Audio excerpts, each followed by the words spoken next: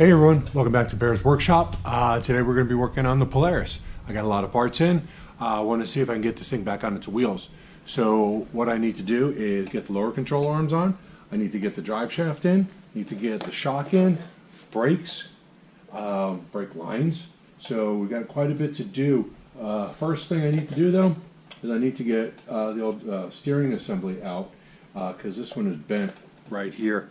So we're going to go ahead and figure out how to get that out. It's already disconnected from the other side.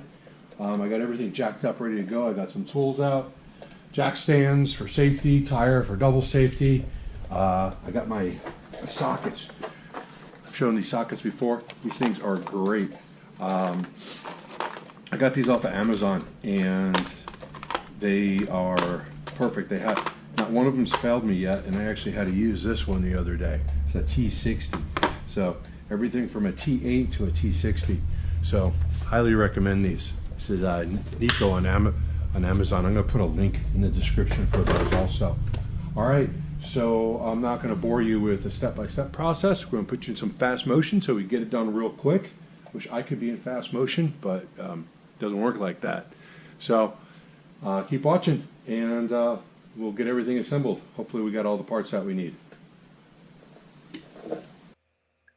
So these are the moments where I start looking at everything that I have and realizing that I do not have all the parts that I need.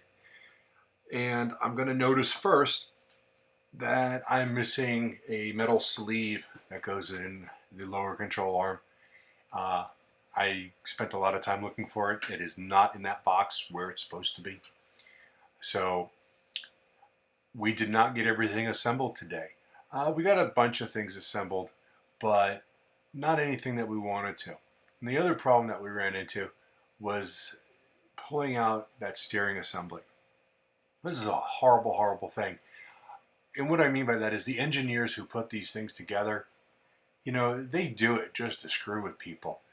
That assembly was so difficult to get out, and there were so many problems with getting it out. I don't know how they even got it in the first place. And after hours of trying, we managed to pop it out, and it just suddenly comes out. Like, oh yeah, no problem. Yeah, this was the way it was meant to be. Then putting it back in was another several hours, and you'd think it would go right back in the way it came out. No, not so much. So it was a lot of twisting, turning, getting it into different directions, and different people helping me, pulling it on the other side, and probably like 4 hours worth of work. So we weren't able to get much done when it came down to it, not in my opinion. But we got the steering assembly in. It's replaced. It's great. We got the upper control arm. We started putting plastics back on because without the sleeve for the lower control arm, there wasn't much I could do on that. I could put on the shock, but you know, big deal. 2 bolts. So this was quite an ordeal. I ended up calling the dealer because they're going to be quicker than getting it online. So $5 part. Waiting another day or two from now. So about a 5-day total wait, and then the part will be in, and then we'll be able to continue on this. But on the assembly of that, the steering assembly, we'll take a look at the footage here in a moment. So one of the problems that I was having, if you look at this right here, you can see the shaft coming out. The biggest problem I had was that there was a winch, and the winch plate, the mounting bracket, is in the way. So I had to unscrew the 4 bolts for that, and then I had to kind of leverage different things in there like I'm doing here, and trying to raise up the winch plate and just keep it high enough so that I can get the bolts out.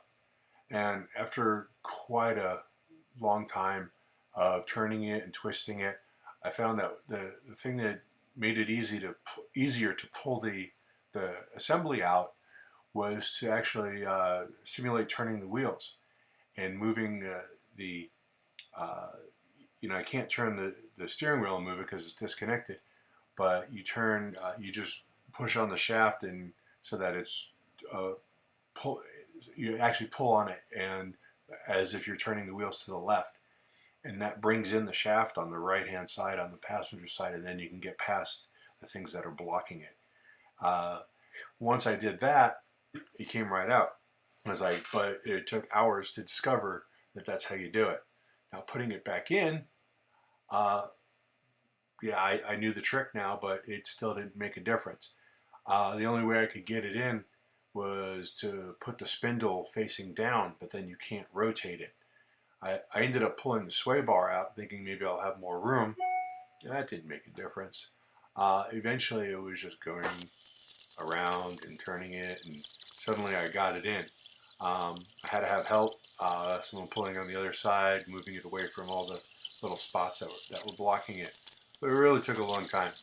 I hate engineers because I think they really do this. They're horrible. They do this to screw with people. There's no way that this makes sense. It could have been done a lot easier, but they did it the way they did it. So anyway, I finally got it connected. I had 2 different people help me at 2 different times, and it was bad. With the winch plate didn't help, but we had that raised up, and to get the 5 screws on it through the holes was difficult. I mean, they were welded on there already, because there's no way I would have gotten a screw through there.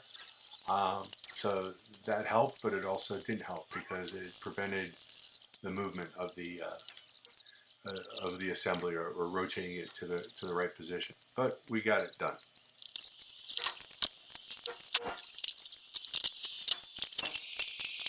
So now we got everything, or I shouldn't say everything, we got the steering assembly back in there.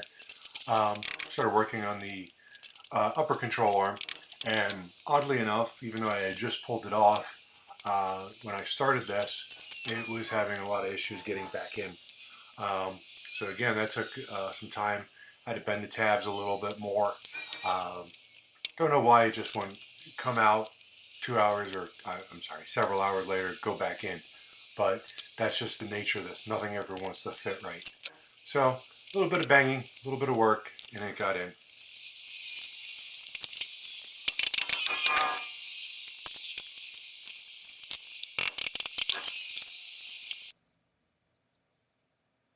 So now that I had nothing left to do on the front end, I thought I'd work a little bit on the bent body parts. That's the rock slider that was smashed in on the front. And I didn't really want to replace, I couldn't replace one part of the slider. It comes in 4 parts because they don't sell them in parts, they sell them as a whole. So I would have had to spend $600 plus tax to replace that one section. So since the razor is going to be already beat up, I figured I would just go ahead and see if I could beat it back into shape so that it will fit back on. So in this video, take my hammer and my vise, start straightening it out as best I can. You see how it started off, and I'll show you how we ended up. It only took me about 10 minutes. I'm not a body guy, physically or with my hands working on cars, but I just kind of just kept hitting it and trying to hit it right, get it into shape, use the vise to straighten things out. I don't think I did too bad of a job. I do need to get some red paint, some Polaris red spray paint, and just fix up that side. But let me show you what it ended up as here. So I don't think that came out too bad. It's not great, but I was able to test fit it over the rocker panel since it wasn't on that Polaris yet, and it fits pretty good. So I'm happy with it. So I finished up the day with getting the rocker panel back on. That went on smoothly. Got some of the plastics back on also, and started looking at that front left fender that you can see in the upper left hand corner, seeing if I wanted to keep it or not.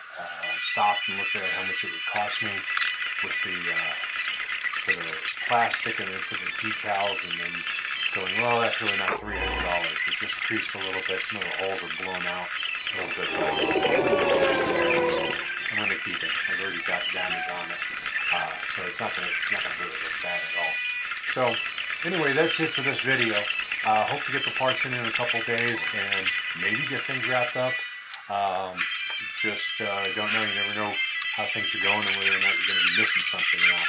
So stay tuned for another episode. If you like this video, please hit like, hit subscribe, and we'll see you next time. Thanks for watching.